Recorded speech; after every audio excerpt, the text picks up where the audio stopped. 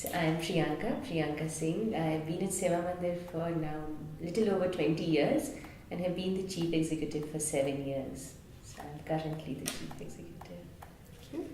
And can you just say a few words about your background, education and experience before Seva Mandir? Now that's the very easy part because there isn't much to say. I come from a middle class family, if it all makes sense, and upper caste middle class family who are not the nicest of people in some ways because it doesn't allow you to do some things but allows you to do some things. So my family, I think, was a mix of liberal parents but also conservative in terms of the value frameworks, but the advantage of that is that they are also conservative in aspiration. The aspirations are not always for more money, more this, which allowed me to do something else. So that's my family. And actually experience in development, Seva Mandir is my experience. After studying rural management, I joined a World Bank project to work with the government. And I don't know if it speaks about me or them, but I quit in 3 months and came to Seva Mandir. So here I am since then. So Seva Mandir is marking its 50th anniversary just at the moment. What would you say the NGO has learnt from the past 50 years? That's a very interesting question. I think the past 50 years, what have we learned? So see, one, we can say what has come very strongly is that ordinary people can make change. And when I say ordinary people, I mean people both in the organization and people at the village. You don't always need very charismatic people who can lead change and who can be a part of change. That would be one. Now, what is the change that I'm talking about? I would say at a couple of levels. So one level of change is change in, let's say, some of the development needs, outcomes you want. Change in education, better education for more children, more young women, and so health needs, better health outcomes, safer, let's say, deliveries for women. So one kind of change is in your change in these development outcomes, better health, education, nutrition, food, water, and so. The other change is that people lead this change. I lead the change. The villager also leads the change, and my colleagues lead the change.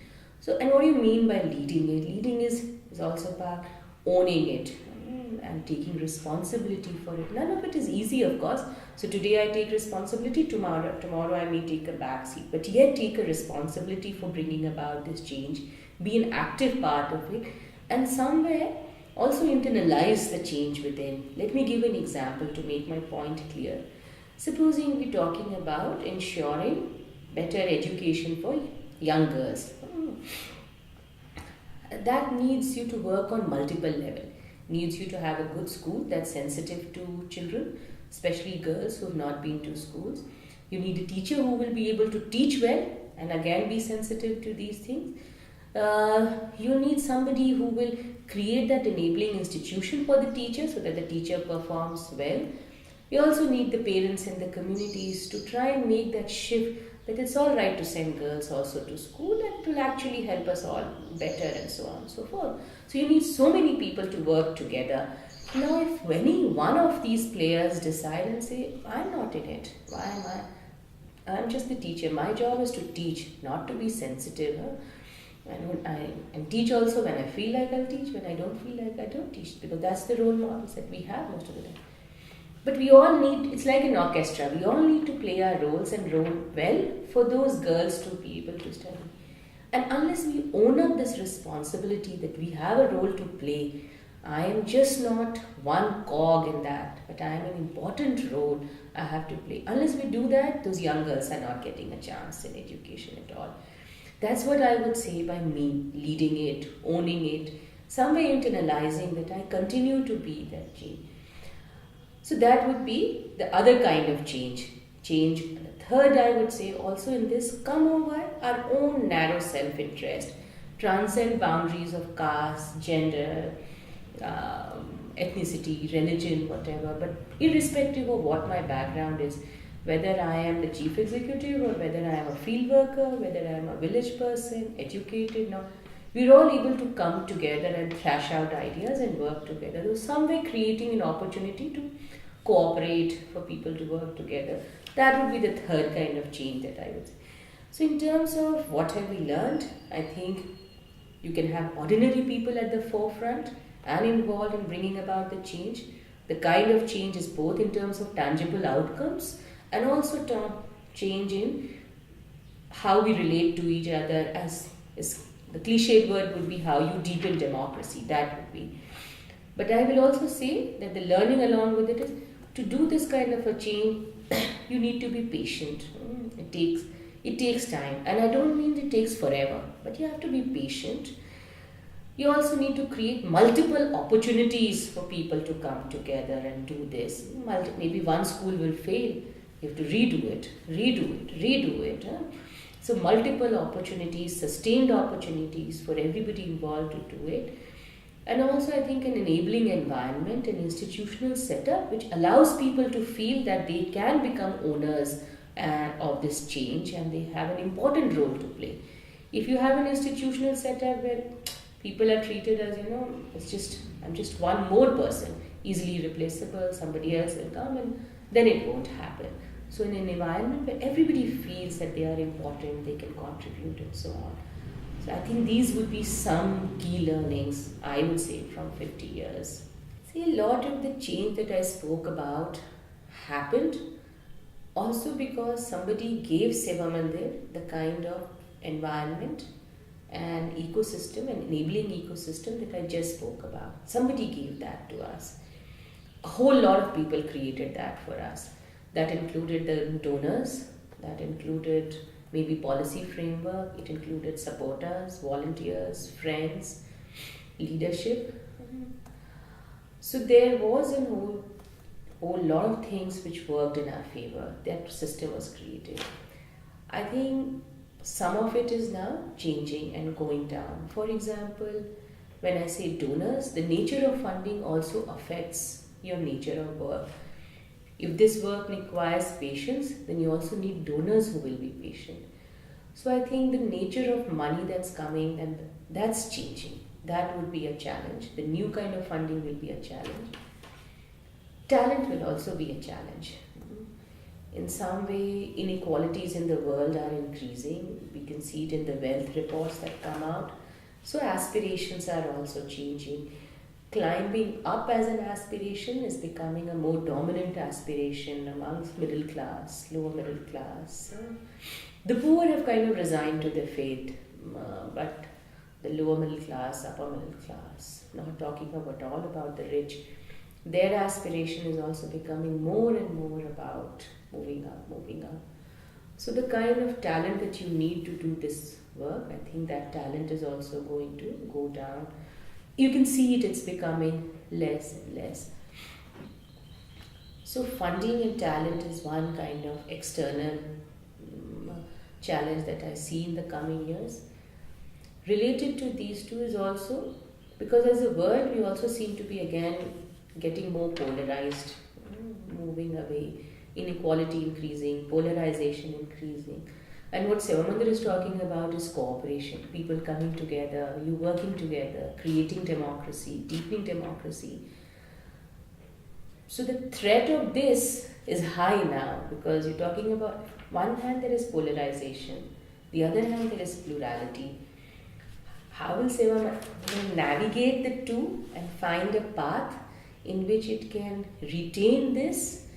That's going to be a challenge. And the last, I think, 50 years is not such a big time, but it's still, you're no longer young, you're old, in some ways. Or middle-aged, I don't know, whatever it is. Or 50 is the new young. But either way, whichever way, whatever value plays, but you're 50. To not get complacent and to also not feel that we've solved the world's problem and there are no big challenges, that's also going to be. So how do we maintain the agility of a new organization but retain the wisdom of a 50-year-old organization? We'll have to innovate, we will have to grow, we will have to do many things which keeps the organization young and feel that it's on its feet. but not let go of your core values of your learning of 50 years, that also is, I think, going to be a challenge in the coming years. So this edition of the e-newsletter is going to be describing Apno Melo. What do you feel were the highlights and key lessons from that? That was a wonderful event. I must say, the year I joined, just when I joined, that was when the last Apno Mela was held. And now this is it. So it is happening after 20 years. That Apno Mela was held in Chardol, and this one, as you know, it was in Udaipur. In these 20 years, people could have felt that, Seva Mandir has given what it has to give. It has done what it has to do. Now there is not much to do and this and that. But I didn't feel so in the Apno Mela. So I would say the one thing that stood out the most in the Apno Mela was the energy, the enthusiasm. And you can interpret that enthusiasm in many ways. I would interpret that enthusiasm as a joy of having done something, but also looking forward to the future. And I go back to what I had said earlier. What was the success? What have we learned? And we've learned that we can make a change together. And I think that is what, to me, was the most remarkable in the Apno Mela. People felt good about being part of a transformative process. They had owned the process, they could see it in the energy, but they were also looking forward to the future. So the group discussions were about the future. They were not about the past. They were about what do we want to do in the future? What are the next challenges? Is the global warming something that we have to contribute to? Can we say something about climate change? Can we say something about... And people have something to say about it.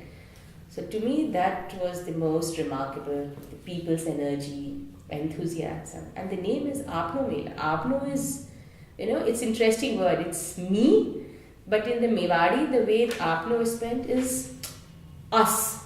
So it's a me and us. And that's Apno, and that's what the people showed in the Mela, that it is me, but it is us also. So both went together. I found it remarkable that so much energy after so many years. And it was also very nice for us that it was not just in that us, it was not just Seva Mandir and the communities we were. It was other organizations in Udaipur, in Rajasthan, other organizations, corporates, government, politicians who kind of also acknowledged and owned this space. So that's what you would want, that if in some ways if we could all just come together for a common good. So that was Apno Mela. Just the final two, what makes Seva Mandir different from other organisations doing similar types of work? So now that's a difficult one. Because, how do I say, different from other organizations? So supposing I was to skip that question but just say, what does Seva Mandir have to offer? Because I have not studied other organizations so well, I do not think I am in a position to make that comparison. But again, I would say Seva Mandir has created forums, platforms, opportunities for all kind of people to be a part of, again, a development process, a transformation process.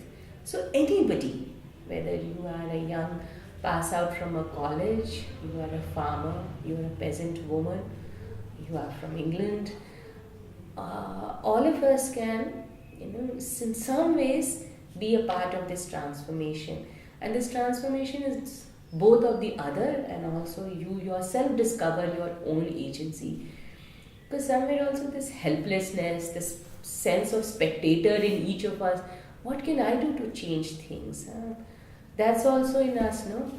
So it helps all of us to somehow shed that sense of spectatorship in us and feel empowered to do something.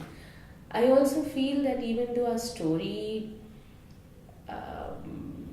I'm not saying it well, but it can be said well, that our story is a powerful story of how you make change, how you do democracy, how you do education, health, land, water, all of that. It also has, there is something in it to share to the world. I think we have the making of close to a blueprint about how we can come out of this whole trap of poverty and empowerment at the same time.